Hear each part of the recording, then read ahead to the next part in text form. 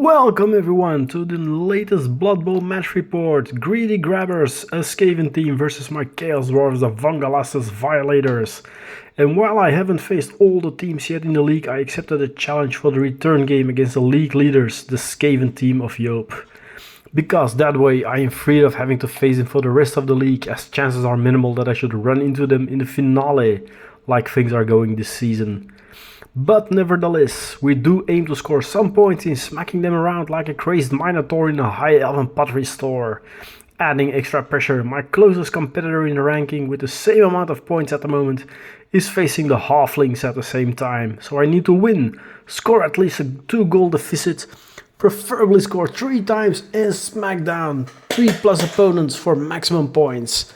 And that would keep me in 8th place only for showing it. So yeah, I've got myself in such a pickle in the league at the moment. So the team set up, the Skaven opting to kick first, and off we went. The first block of the game immediately caused a serious injury on a clan rat, so we were off to a flying start thanks to the raging train wreck. Now I had a lot of blocks to go to get that second point for a second casualty. Oh, how things are about to take a change for the worse.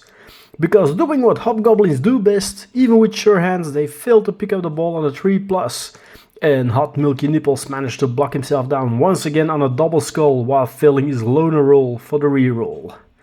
Suddenly, all 3 gutter runners dodged through the line of scrimmage at their incredible speed, racing towards my end zone. My defenders tried to recuperate the ball, failing of course to pick it up as it scattered onto Divanons. And while the center kept being bowled over by my Dawizar violence, albeit at only 1 KO, and the Minotaur stubbornly refusing to get up again, the gutter runner scored a turn 2 touchdown, putting me immediately at the back foot with a 0-1 for the Skaven.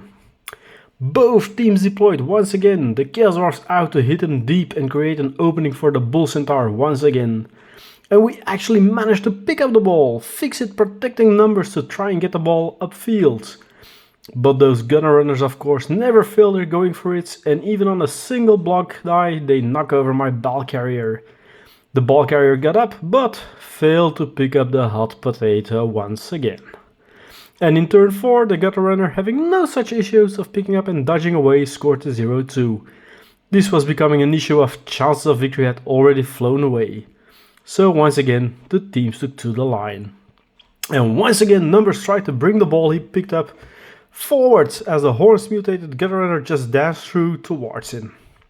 But Numbers got away and he was ready to throw the quick pass to Divanons, who had a small hole in front of him, now to start advancing through. Of course, the Stabba failed to catch the ball, though it funnily enough scattered back towards the Hobgoblin, who caught it. Sadly, this doesn't count as a completed pass for star player points. Numbers was quickly assailed by the rats, but somehow the ball found its way to Divanons. But the hole was closing and the rats are damn fast. In the center, the other Dawizar failed to cause any injuries or even KOs to get the center open a bit though, and Divanons as such was smacked over. The gutter runners of course collected the ball, dodged away, skittering in tandem towards my end zone and out of reach of my players to get it back.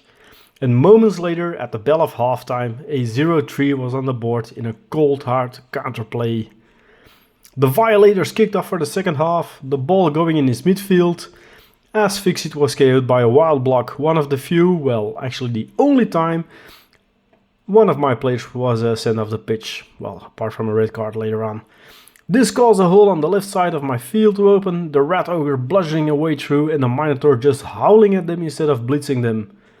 Twice in a row. Yeah, you need to roll a 1 and I was not spending rerolls for loners, not anymore, and not with 0-3 on the board.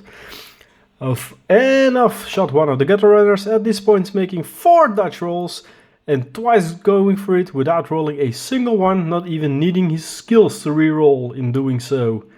So what can a noble dwarf do against such skilled up and all raw speed? And 0-4 was on the table in what was becoming a tough massacre on the scoreboard, while we still hadn't managed to take a second one down for the league point bonus.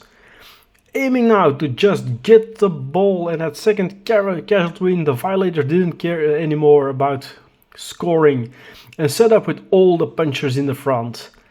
A high kick suddenly fell into Numbers' lap though, and he moved up the field. A cage formed around the raging train wreck as numbers actually managed to pass the ball to the fronting Bull Centaur, who broke away from the Skaven line, sprinting to make the 1-4 on the board. At least some consolidation with that one time we got a quick pass off. And so it was time for the dude, my armor 7 Fent Hobgoblin, to take the pitch and go on the line, as I decided to keep safe as Staba for this drive, as Divanos had been sent off after fouling the downed Red Ogre, and rolling double 1 for the armor with 3 others in assistance. As my Mighty Blow blocker took up the guarding in the outfield position, the line got ready to see the next flood of Skaven coming. And they came, from all sides, all at once it felt like. A few passes and a handoff later, faster than you could say rats, the 1-5 was on the table. I had one last drive and 3 linemen to be the target of that still needing to be obtained second casualty. Yes, it was going that well against armor 8 rats. I couldn't even cause a second injury after that first block of the game success. But we didn't manage it at all. Even though the 2 hobgoblins managed to complete a pass between them in the final moment to grab at least 1 extra star player point. Yeah, this was the moment they finally started passing and catching balls. What a disaster. A hefty score even though we only suffered a single KO, but we constantly failed to pick up the ball. Even when we did, we failed to complete those quick passes to get it away from the backline to some armored protection from the uber fast rats. And that just resulted in them running, dodging and scoring from all rounds. Add to that the fact we couldn't even get any off, and all these KO players just returned with every drive, and we had a very frustrating game. One time the plan went as it should and we managed to score, but by then the game had already been lost big time, and we only had a minor star player point haul.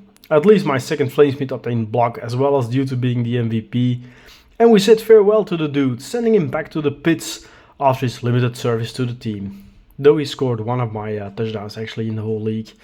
Instead, Cojones Grande, a second Bull Centaur, joins the team roster, which ironically is by far the highest rated one of the entire league, yet we are not even on a qualifying spot in the top 8 anymore.